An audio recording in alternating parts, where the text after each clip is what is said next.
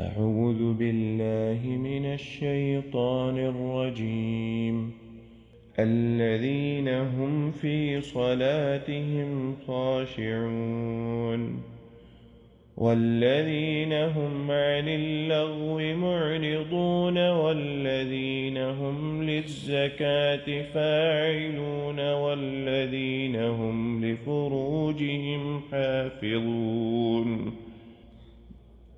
آگے اللہ تعالیٰ فرماتے ہیں اب فلاح پا جانے کی اللہ تعالیٰ نے 6 باتیں اور 6 صفات مومنوں کی اللہ تعالیٰ نے بیان کی، جن کے بارے میں اللہ نے کہا کہ قد افلح المؤمنون۔ ان مومنوں کے متعلق 6 صفات اللہ نے بیان کی۔ پہلی صفت الذین هم فی صلاتهم خاشعون۔ سبحان اللہ۔ اب شہادت والی بات یا کلمہ توحید والی بات وہ تو آپ کو اسلام کے اندر داخل کرنے والی بات ہے، وہ تو سب سے پہلی بات ہے، یعنی لا الہ الا اللہ، اس چیز کا اقرار کرنا، پھر نبی اکرم صلی اللہ علیہ وسلم کی نبوت کا اقرار کرنا، محمد الرسول اللہ، یہ تو لا محالہ ہے، اس کے بنا انسان مسلمان کہلایا نہیں جائے گا۔ اس کے بعد پہلی صفت اللہ نے جو بیان کی، الذین، وہ لوگ، وہ جو فی صلاتہم، اپنی نمازوں میں، خاشعون، خاشع ہوتے ہیں، عاجزی کرتے ہیں، خشوع کے ساتھ، خشوع و خضوع کے ساتھ وہ اپنی نماز پڑھتے ہیں۔ اب جو لفظ خشع ہے، سبحان اللہ، اس ایک چیز اس کو ملاحظہ فرمائیں کہ اللہ تعالیٰ نے جو پہلی نشانی بیان کی مومن کی کامیابی کی، وہ نماز ہے۔ اور نبی اکرم صلی اللہ علیہ وسلم کا اپنی امت کے لیے نماز کی پابندی کے متعلق نبی اکرم صلی اللہ علیہ وسلم نے بڑی شدت اختیار کی، اور اللہ تعالیٰ نے بھی قرآن میں یہ فرما دیا ویل للمصلین، ان نمازیوں کے لیے ہلاکت ہے۔ سبحان اللہ۔ اب نماز کے معاملے میں سختی نہ ہوتی تو اللہ تعالیٰ یہ بات نہ کہتے، لیکن اللہ نے یہ بات کہی فویل للمصلین، ان نمازیوں کے لیے ہلاکت ہے، الذین فویل للمصلین الذین هم عن صلاتهم ساہون، وہ جو اپنی نمازوں کو دیر سے پڑھتے ہیں، نمازوں کا خیال نہیں رکھتے۔ اور نبی اکرم صلی اللہ علیہ وسلم کا کہنا اپنی امت کو الصلاة، اے میری امت نماز پڑھو، اور آپ صلی اللہ علیہ وسلم کا یہ بھی کہنا کہ الفرق بیننا وبین الکفر الصلاة فمن ترکها فقد کفر، کہ ہمارے درمیان، مسلمانوں کے درمیان اور کفار کے درمیان ایک جو واضح فرق ہے وہ نماز ہے، جس شخص نے نماز چھوڑی گویا کہ وہ شخص کافر ہو گیا۔ اور اس چیز پر علماء کا فتویٰ ہے اس چیز پر کہ جو تارک صلاح جو شخص ہوتا ہے وہ کافر شخص ہوتا ہے۔ ایک شیخ ہے یہاں پر، ان کا نام سعد العتیق ہے، وہ ایک واقعہ بیان کرتے ہیں۔ وہ کہتے ہیں کہ ایک لڑکا تھا، وہ تارک صلاح تھا، تو جب وہ فوت ہوا تو اس کو جہاں پر میت کو غسل دیا جاتا ہے وہاں لے جایا گیا اسے، تو جو شخص وہاں پر غسل دینے والا تھا وہ سبحان اللہ اس لڑکے کو جانتا تھا، شاید وہ اس علاقے میں رہتا تھا یا جیسا بھی تھا، وہ اس لڑکے کو جانتا تھا۔ اس شخص نے کہا کہ نہیں، ہم غسل نہیں دیں گے، یہ شخص، یہ لڑکا جو تھا یہ تارک صلاح تھا، نماز جو تھا یہ نماز کا تارک تھا، کہتے ہیں ہم غسل نہیں، بڑا انہوں نے کہا کہ اچھا جی دے دو، کہتے ہیں نہیں، یہ تارک صلاح تھا، یہ مسلمان یہ ہے ہی نہیں، مسلمان اس کو جانیں گے نہیں، اس کا معاملہ اللہ کے ہاں، ہم اس کو جو ظاہر تھا ہمارے سامنے ہم اس پر حکم رکھیں گے۔ تو اس کے والد سے پوچھا گیا کیا یہ فعلاً تارک صلاح تھا؟ تو والد نے کہا کہ ہاں یہ تارک صلاح تھا، یہ بالکل نماز نہیں پڑھتا تھا، بالکل بھی۔ اس کو اگر ہم کہیں جمع ہوتے تھے، ہم کہیں بیٹھے ہوتے تھے کہیں باہر بھی نکلے ہوتے تھے وہاں پہ بھی اسے کہتے تھے نماز پڑھو تو اٹھتا تھا بنا وضو کے اٹھ کے نماز پڑھ لی. سب کو پتا تھا وضو نہیں ہے یہ لیکن بنا وضو کے اٹھ کے نماز پڑھ لی اس نے. تو اس کا یہ اس کا عمل تھا. وہ دوسری جگہ لے کے گئے, دوسرے مسئلے اس کو لے گئے, اس کو تدفین, اس کی تفصیل اور تدفین کے لیے, تکفین وغیرہ کے لیے.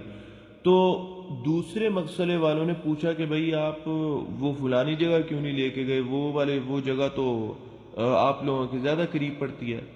تو انہوں نے بتایا کہ انہوں نے انکار کیا ہے. انہوں نے کہا کیوں انکار کیا, تو انہوں نے بتایا نہیں کہ کیوں انکار کیا. تو دوسرے مسئلے والوں نے پہلے مسئلے والوں کو فون کر دیا کہ جی یہ فلانا فلانا ہے, تو آپ نے کیوں انکار کیا ہے, آپ نے کیوں اس کو جو ہے وہ نہلایا نہیں اور تکفین کیوں نہیں کی اس کی. انہوں نے بتایا کہ یہ تارک صلاح ہے اپنے والد کی گواہی سے, یہ اپنے والد کی گواہی سے تارک صلاح ہے. تو انہوں نے بھی, دوسرے مسئلے والوں نے بھی انکار کر دیا کہ بھئی ہم بھی نہیں اسے نہ غسل دیں گے, نہ اس کی تکفین کریں گے, کچھ بھی نہیں کریں گے.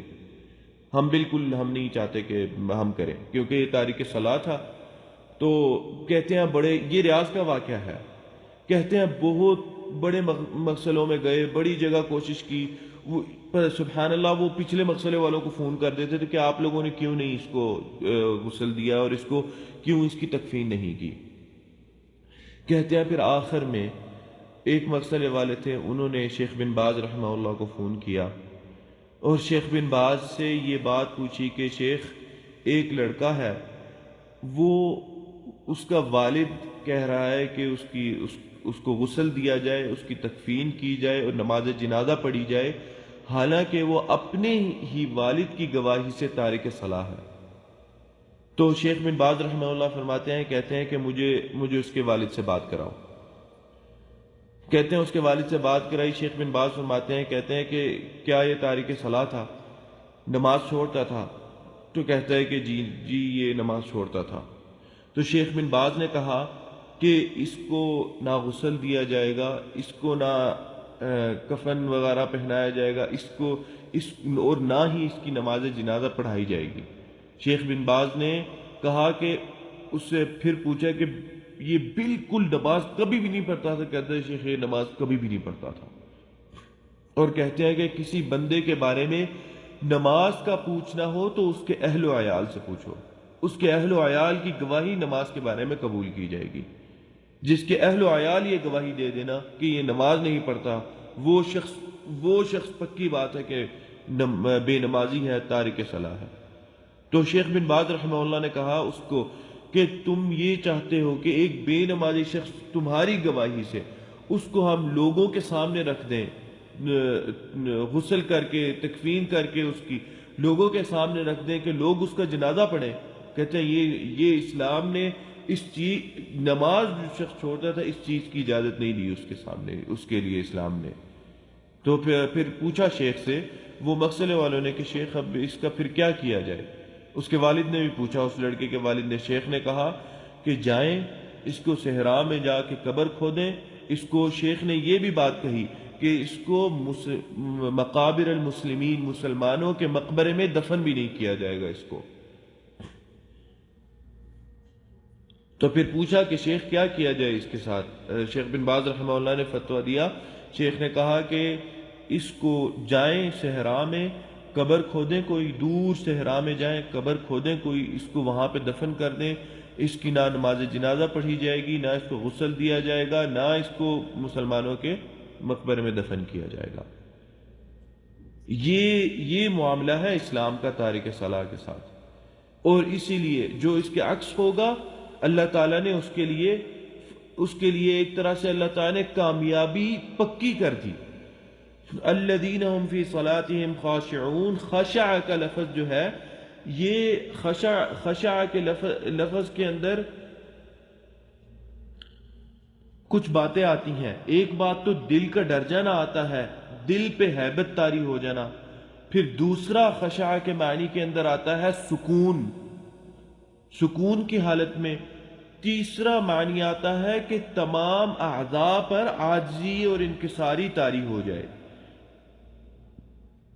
یہ تین معانی آتے ہیں خشع کے اندر. خشع کا جو لفظ ہے اس کے اندر یہ تین معانی پہ آتے ہیں جو ان تمام تین چیزوں کے ساتھ، ان تین چیزوں پر خشوع طاری کر کے نماز پڑھے گا، اس کے بارے میں اللہ نے یہ کہا کہ وہ یہ پہلی صفت ہے مومن کی. اور اسی لیے اذان کا جو معاملہ ہے، اذان اللہ تعالیٰ نے جو رکھی نماز سے اتنی دیر قبل اذان، کہتے ہیں اس کے اندر حکمت ہی یہ ہے کہ اگر اذان ہو اور انسان کا فعل رسول اللہ صلی اللہ علیہ وسلم کے فعل جیسا ہو جائے کہ آپ اذان سنتے، حضرت عائشہ فرماتی ہیں کہ آپ ایسے ہو جاتے جیسے بیگانے ہیں.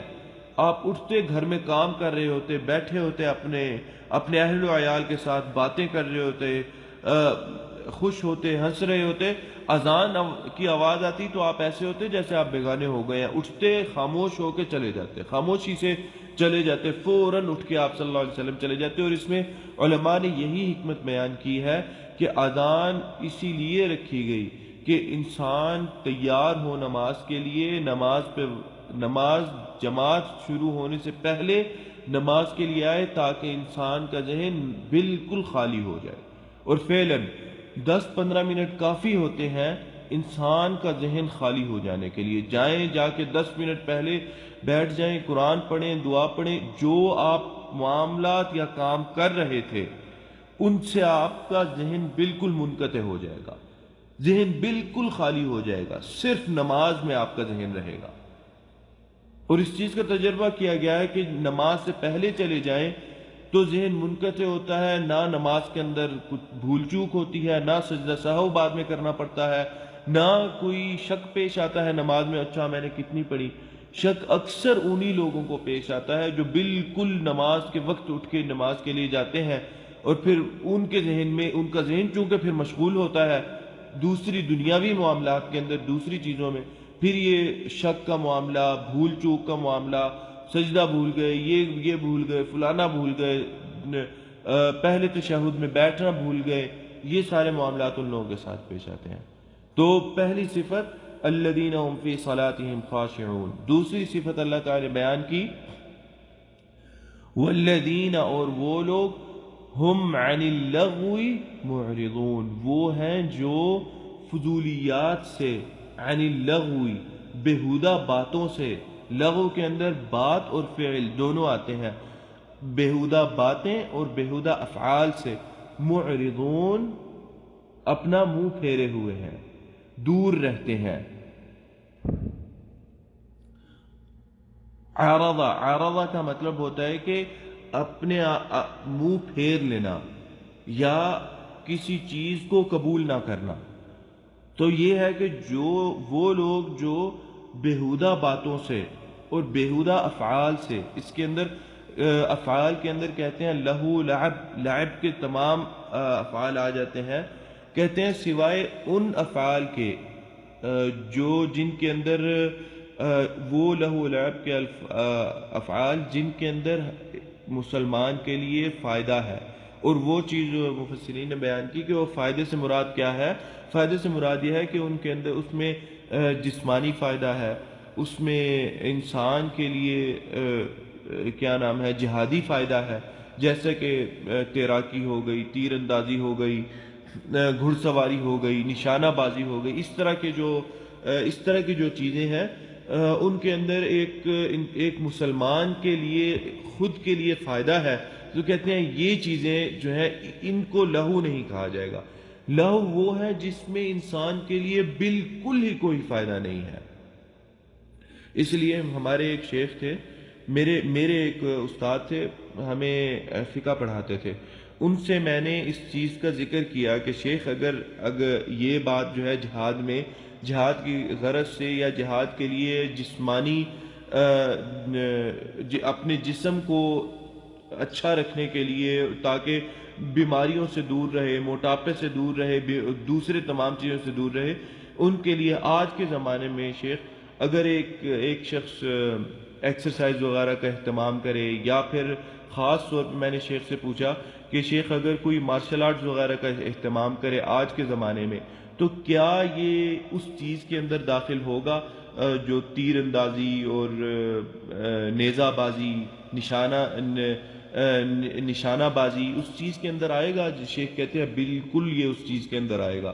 جو مارشل آرٹ سیکھتا ہے، باکسنگ وغیرہ سیکھتا ہے، اس لیے نہیں کہ وہ اس کو پیشہ بنائے گا، لیکن اس لیے کہ وہ اس سے اپنی حفاظت کرے، اس کا جسم اس سے ٹھیک رہے، تو یہ چیزیں اس کے اندر آئے گی، اور یہ پھر لہو بھی نہیں ہوگا۔ یہ اس انسان کے لیے بلکہ کہتے ہیں اجر کا باعث بن جائے گا، کہ اگر ایک انسان اس سوچ سے یہ چیز سیکھے کہ میں اپنی حفاظت کے لیے، یا مجھے زندگی میں کبھی ان چیزوں کی ضرورت پڑ جائے تو میں اپنی حفاظت کے لیے یا ان چیزوں کو استعمال کروں گا مسلمانوں کی حفاظت کے لیے، تو کہتے ہیں اس میں بالکل کوئی معنی نہیں ہے، اور یہ اجر کا باعث بنے گا۔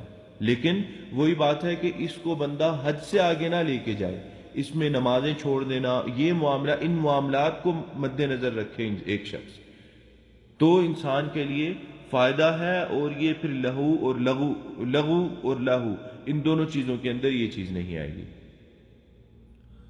آج کے درس اتنا ہی ہے، کچھ بڑی ہی اہم باتیں تھیں جن کو بیان کرنا تھا، اس وجہ سے انہی تینوں آیات پر ہم اکتفا کریں گے۔ انشاءاللہ اگلا درس اگلی آیت سے شروع کریں گے، آیت نمبر 4 سے شروع کریں گے۔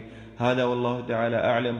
اللہ تعالیٰ سے دعا ہے کہ اللہ تعالیٰ جو ہم نے سنا، جو کہا، اللہ تعالیٰ اس پر ہمیں عمل کرنے کی توفیق عطا فرمائے۔ خاص طور پر اللہ تعالیٰ ہمیں نماز کی بڑی سختی کے ساتھ پابندی کرنے کی توفیق عطا فرمائے۔ ہم بالکل بھی کوتاہی نہ برتیں نماز کے اندر، اور نہ ہی ان لوگوں میں ہوں جن کے بارے میں اللہ نے یہ کہا وَيْلٌ لِّلْمُصَلِّينَ الَّذِينَ هُمْ عَنْ صَلَاتِهِمْ سَاهُونَ، جو اپنی نمازوں میں کوتاہی برتتے ہیں۔ اللہ تعالیٰ ہمیں نماز میں کوتاہی برتنے سے محفوظ رکھے، اللہ تعالیٰ توفیق عطا کرے، ہم وقت کے ساتھ پابندی وقت کے ساتھ نماز پڑھیں، اول وقت میں نماز پڑھیں۔ اللہ تعالیٰ سے دعا ہے کہ جو کہا جو سنا اللہ تعالیٰ اس پر عمل کرنے کی توفیق عطا فرمائے۔ ھذا واللہ تعالی اعلی واعلم، وصلی اللہ علی نبینا محمد وعلی آلہ وصحبہ اجمعین۔ بہت معذرت، آج کا درس کچھ 10-12 منٹ لمبا ہو گیا، تو السلام علیکم ورحمۃ اللہ وبرکاتہ۔